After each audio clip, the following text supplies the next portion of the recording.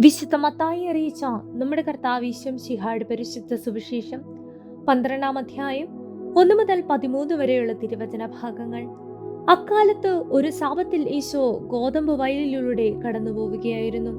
അവന്റെ ശിഷ്യന്മാർക്ക് വിശന്നു. അവർ കതിരുകൾ പറിച്ച് തിന്നാൻ തുടങ്ങി.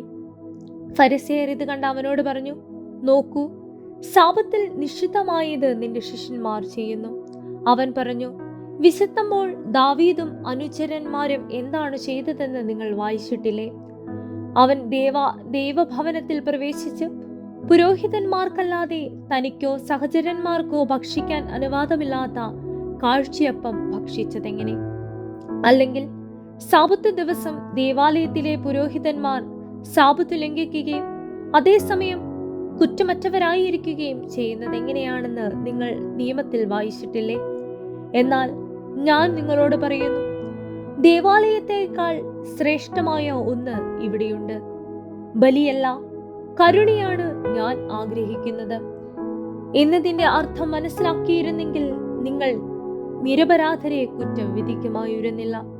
എന്തെന്നാൽ മനുഷ്യപുത്രൻ സാപത്തിന്റെയും കർത്താവാണ്. ഈശോ അവിടെ നിന്നും യാത്ര തിരിച്ച് അവരുടെ സിനഗോഗിലെത്തി. അവിടെ കൈ ശോഷിച്ച ഒരുവനുണ്ടായിരുന്നു. ഈശോയിൽ കുറ്റം ആരോപിക്കണമെന്ന ഉദ്ദേശത്തോടെ അവർ അവനോട് ചോദിച്ചു, സാപത്തിൽ രോഗശാന്തി നൽകുന്നത് അനുവദനീയമാണോ? അവൻ പറഞ്ഞു, നിങ്ങളിൽ ആരാണ് തന്റെ ആട് സാപത്തിൽ കുഴിയിൽ വീണാൽ പിടിച്ചു കയറ്റാത്തത്? ആടിനേക്കാൾ എത്രയോ വിലപ്പെട്ടവനാണ് മനുഷ്യൻ. അതിനാൽ സാപത്തിൽ നന്മ ചെയ്യുക അനുവദനീയമാണ്. അനന്തരം അവൻ ആ മനുഷ്യനോട് പറഞ്ഞു, കൈ നീട്ടുക. അവൻ കൈ നീട്ടി. ഉടനെ അത് സുഖം പ്രാപിച്ച് മറ്റേ കൈ പോലെയായി.